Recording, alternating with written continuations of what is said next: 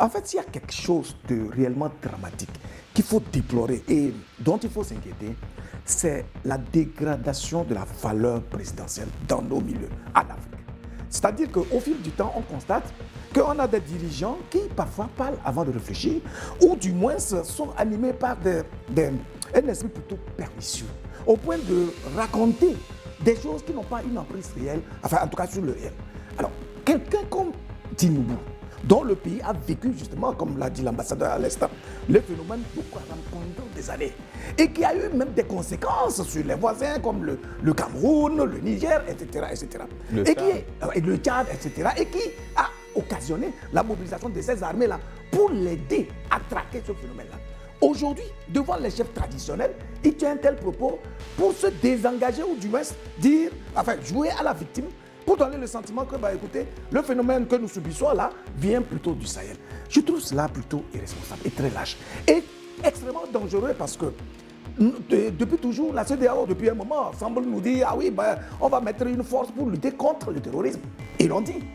Ils ne le font jamais. Mais pourquoi ils le disent? Et aujourd'hui, Tinubu nous donne le sentiment qu'en fait, c'est un boulet que traînent exclusivement les pays du Sahel et que c'est parce que peut-être ils le traitent mal que le phénomène se métastase. Vous voyez toute la supercherie et la mesquinerie qui entoure ce genre de langage devant les chefs traditionnels qui sont censés être dépositaires des valeurs du vivre ensemble, qui donc sont plus proches de la population. Et donc une fois qu'il le dit, l'esprit, dans son esprit, c'est-à-dire dans son entendement, il veut que ce type de message-là soit répercuté auprès de la base, de la population à la base, qui alors va comprendre que non, notre problème vient de l'extérieur. Et ça, c'est totalement irresponsable. Et je pense que, comme l'a dit l'ambassadeur, ça, il n'est pas idiot. Hein? Tinubu n'est pas idiot quand même. À son âge et puis, vu tout son parcours, ça veut dire qu'il est en train de faire des clins d'œil à quelqu'un quelque part. Pour légitimer les projets d'intervention militaire ailleurs. Et je pense qu'il faut le mettre tout de suite en garde.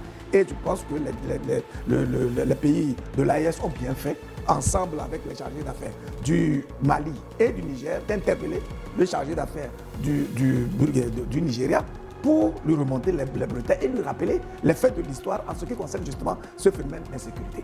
Bon, en ce qui concerne la mobilisation, oui, la mobilisation, et on ne peut pas être étonné de voir des Burkinabés se mobiliser, s'organiser pour constituer un bouclier réel. Pour défendre quoi? Pour défendre la cause nationale, pour défendre le bien commun, pour défendre les œuvres qui sont réalisées à leur profit par un leader charismatique qui se prend pour leur cause quotidienne. Et donc, c'est pour ça que nous disons à chaque fois que le dirigeant ne devait pas être le dirigeant qui veut, mais celui-là qui en a les capacités. Et cette capacité-là, ça rime avec une sorte de sacrifice. La dernière fois, Traoré était quelque part où il dit, mais moi, je n'aime pas sacrifier ma jeunesse pour rien. Mais lorsqu'il le dit, c'est pas peu dire. C'est un jeune qui aurait pu jouir justement de sa carrière de militaire. D'abord même à partir de sa formation de géologue, etc. Il aurait pu gagner un très bon poste d'ingénieur dans les mines, etc. pour se faire de l'argent et donc se contenter de sa famille nucléaire, etc. etc.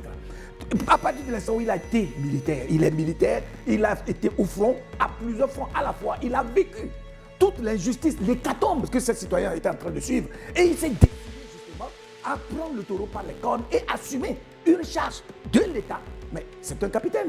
On aurait pu donner le pouvoir à un général. Il y a des généraux pour Burkina Faso, il y a des colonels, il y a des commandants. Mais si on l'a ciblé, c'est parce que justement, il s'est revêtu des attributs de quelqu'un qui se prend pour la cause d'autrui.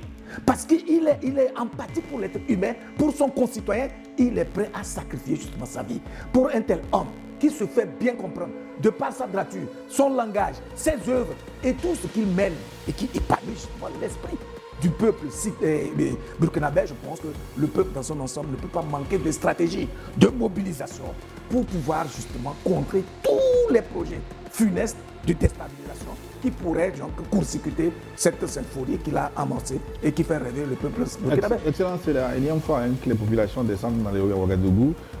Moindre rumeur de déstabilisation, de tentative de déstabilisation. En quoi cette doctrine civique de protection populaire modifie-t-elle le rapport de force traditionnel entre ceux qui veulent déstabiliser le régime potentiellement et le pouvoir central? Tu sais, une révolution ne peut tenir que si elle est populaire. C'est tout. Et la révolution burkinabé est populaire. Et tous les gens qui sont dans la rue, ils savent que leur vie, leur avenir est en jeu si on laisse des gens qui dorment tranquillement à Abidjan et à Paris venir mettre le pays à feu et à sang. Parce que je ne sais combien de millions de Burkinabés, ils n'auront pas tous des villas au bord de la lagune Ébrié à Abidjan, ils n'auront pas tous des appartements dans le 16e arrondissement à Paris. Ils savent ça, que le Burkina, c'est leur terre. La terre que Dieu leur a donnée, la terre que leurs ancêtres leur ont laissée. Et qu'ils ont le devoir moral, le devoir, devoir tout court, Sacré même. sacré, de protéger cette terre. C'est pourquoi chaque fois qu'ils entendent des bruits malveillants, tout le monde se met sur le pied, ils prennent leurs armes. Bon, ils ne sont pas armés, ils auraient pu être armés, et ils sortent, ils disent, si vous voulez vous en prendre au capitaine Ibrahim Traoré, qui est notre icône, qui est notre idole, qui est notre planche de salut, alors là, vous marcherez sur nous avant de l'atteindre. Gilles, je voudrais ajouter encore un mot sur les propos du président du Nigeria. On ne doit pas sous-estimer ça. Absolument. Je dis que c'est un appel. Tu vas voir que les gomards, qui vont dire, ah, on vous avait dit non, il y a l'insécurité là-bas. Bon, nous, on va aller attaquer. Ils sont en train de faire le forcing pour mettre un de leurs esclaves, en l'occurrence Macky Sall, à l'ONU. Il va dire non, il faut aller attaquer. On va dire, ah, c'est un Africain. Voilà, il dit que les gens là, ils apportent l'insécurité. Donc, un pays comme le Nigeria, actuellement, le responsable des peuples du Delta, j'oublie son nom, il est en prison. Parce qu'ils sont en rébellion permanente dans le delta du Niger, dans ce qui autrefois se faisait appeler pays Ibo. Mais est-ce que c'est aussi une contagion des pays du Sahel? Est-ce que c'est les pays du Sahel qui causent les troubles dans le delta du Niger? Non. Mais chacun a ses problèmes, chacun n'a qu'à prendre avec courage ses problèmes et chercher à les résoudre. Ce que nous demandons au Nigeria, qui est une grande puissance, la plus grande puissance de la région, c'est justement de joindre ses forces aux autres pour combattre le terrorisme. Si le Nigeria est conscient que le terrorisme qui le menace vient du Sahel, qu'est-ce qu'il fait pour le combattre? Il ne fait rien. Au contraire, il va danser, après il promet, ah, je vais vous les amener. C'est un artiste. Il n'amènera personne. Ouais, chorégraphe. Il n'amènera personne. Je dis bien, il n'amènera personne. Même leur cadavre, il ne peut pas leur amener. Donc je crois que les Africains doivent être sérieux. On ne peut pas être là.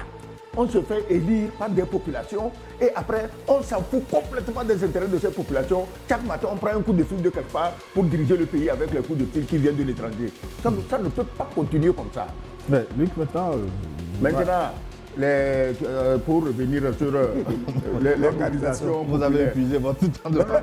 Pour revenir sur les mobilisations populaires, je l'ai dit, tout le monde se sent concerné et la révolution est un fruit, un acquis à défendre et tout le monde est prêt à verser son sang pour défendre cet acquis-là. Voilà. Pour boucler cette première partie, je voudrais qu'on fasse le diagnostic du flop de cette tentative d'insurrection et tirer les enseignements stratégiques, lui. Pourquoi cette manœuvre a-t-elle échoué? Pourquoi s'est-elle effondrée aussi rapidement sans trouver d'ancrage réel au sein des forces de défense et de sécurité? Mais c'est normal, parce que justement, ce qu'ils sont en train de vendre n'a aucun intérêt pour le peuple burkinabé. Nous avons dit, est-ce que quelqu'un a interdit la marche du 4 au Burkina Faso? Les autorités n'ont même pas réagi à cela, ils n'ont même pas sorti un communiqué pour dire, ah oui, n'écoutez pas tout ce que les gens racontent. Non. Pourquoi? C'est parce que le travail a été fait en amont. C'est-à-dire le travail de mobilisation des consciences autour des défis, des idéaux et des enjeux qui concernent le peuple burkinabé. C'est un travail de fond qui a été fait. Et comme chaque fois nous célébrons le nouveau narratif et le style du leadership des pays du Sahel, les gens pensent qu'en fait, on parle simplement dans l'air, qu'on est juste emballé comme ça. Non, c'est parce que nous savons qu'il y a des stratégies, des mécanismes de fonctionnement d'une gouvernance d'État qui permet la mobilisation populaire. Alors, si vous n'avez pas ce art-là, si vous n'élaborez pas des stratégies qui permettent au peuple de vous comprendre et de savoir exactement où vous voulez aller, si vous n'avez pas un comportement décent, exemplaire, vous n'incarnez pas les valeurs identitaires et les vertus propres à l'être humain, de sorte que ceux-là que vous avez la prétention de diriger puissent se retrouver en vous. Si vous ne vous rendez pas disponible pour vous consacrer exclusivement à la cause des gens dont vous avez la prétention de diriger, ils ne vont jamais se battre pour vous. Il n'y aura jamais de spontanéité autour de vous parce que vous n'avez pas réussi cette stratégie qui permet de forger des inconditionnels. Aujourd'hui, le Burkina Faso, tout comme le Mali ou le Niger, ont réussi le pari de forger des inconditionnels. C'est-à-dire qu'ils ont fait de leurs citoyens leur bouclier de base. Ce ne sont pas des moutons apeurés, ce n'est pas un cheptel qu'on conduit de façon bête sans qu'on ne tienne compte de leur intelligence, mais c'est des gens dont on a allumé la conscience, c'est dont on ouvre les yeux sur ce qu'ils doivent faire pour contribuer à la vie de la nation. Et c'est ce qui explique. Les abeilles de Reporters sans frontières. En tout cas, je ne sais pas. C'est ce qui explique que, sans même que le dirigeant n'appelle au secours, n'appelle à une mobilisation quelconque pour contrer des gens, ils savent déjà, chacun sait ce qu'il doit faire. Ce n'est pas avec de l'argent, ce n'est pas avec la corruption ou quoi que ce soit, mais les paroles et les actes, les œuvres déjà réalisées, le parcours, la voie dessinée, et puis l'enthousiasme que les actes que vous réalisez provoque dans la vie de chaque citoyen. Vous imaginez que le Burkina Faso recycle très gentiment les prisonniers pour faire d'eux des créateurs de la richesse nationale. Est-ce que vous comprenez ce que ça signifie? Agricole. Absolument. Donc des tonnes de produits agricoles sont issus du labeur des prisonniers qu'ailleurs on utilise comme étant des vanubiers, que des gens dont on n'a même plus besoin, qui subissent les supplices. On a dit non mais écoutez, on va vous extraire, on va vous mettre de ce côté-là, c'est pour vous redresser parce que vous êtes,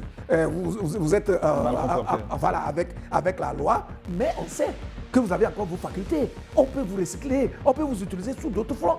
Parce qu'en tant que citoyen, l'État a déjà investi en vous. D'abord pour aller à l'école, pour utiliser les routes, l'électricité partout. Tout ce qui est déjà mis en place par l'État, vous en profitez. Vous devez pouvoir contribuer. Donc cette redevabilité du citoyen vis-à-vis de son État, mais les États du Sahel capitalisent cela. Eux-mêmes, prisonniers, sont très heureux de pouvoir se rendre utiles, de produire de la richesse et d'être même encore donc riches, même étant prisonniers. Vous voyez toute la stratégie, ce dont nous parlons. Et ça, pour développer ces genres de stratégie, il faut que vous compreniez que votre richesse, c'est l'être humain. Que vous l'aimiez, que vous ayez pour obsession de l'épanouir véritablement. C'est ce que nous demandons à nos dirigeants. Donc si vous n'êtes pas disponible pour votre peuple, si vous n'êtes pas là pour réfléchir fondamentalement au meilleur devenir de chacun de vos citoyens, vous ne pouvez pas être capable de ces genres de capitalisation de vos ressources et qui va vous revenir en retour lorsque quelqu'un vous veut du mal, parce que le mal contre Ibrahim Traoré serait le mal inévitable contre chaque citoyen burkinabé. Voilà comment il faut comprendre le flop que cette initiative a donc connu au Burkina Faso. Oui, Excellence, oui. Est-ce que ce pétard mouillé du 4 août va renforcer tu parles du flop. la légitimité d'Ibrahim Traoré pour accélérer les réformes souverainistes et la refondation de l'État, selon vous? Ibrahim Traoré n'a pas besoin des rêveries des aventuriers pour renforcer sa légitimité. Ce serait extrêmement grave. Ce que j'allais dire, qui parle de flop, faisons attention, réfléchissons un peu. Je ne suis pas militaire, je ne suis pas agent de la sécurité. Mais est-ce que tu crois que quelqu'un qui veut venir attaquer, effectivement, va dire « je viens tel jour » ? Ils ont annoncé qu'ils vont venir, que le 4, bon, ils vont en finir avec le régime. Les populations se sont mobilisées. Ils vont continuer à le faire jusqu'à ce qu'il y ait une lassitude et que les populations se disent non, tous les jours on dit ça, il n'y a personne qui vient, nous on ne va pas aller se fatiguer. C'est justement là que se trouve le piège.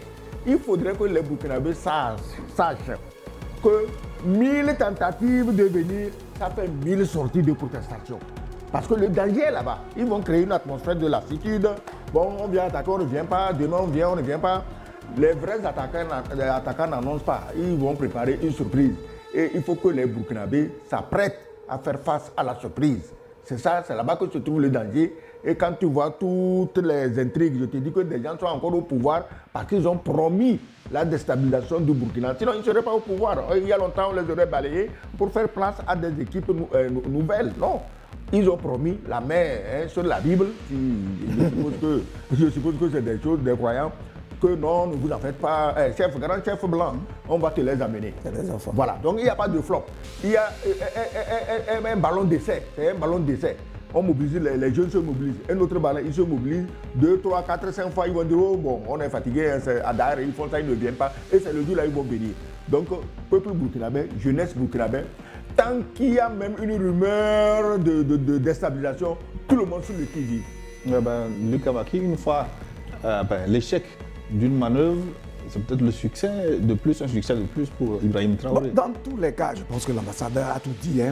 En fait, c'est les dirigeants du Sahel, en l'occurrence Ibrahim Traoré, n'attend pas les émotions des gens, les rêveries, tout cela, pour pouvoir conduire leur ligne.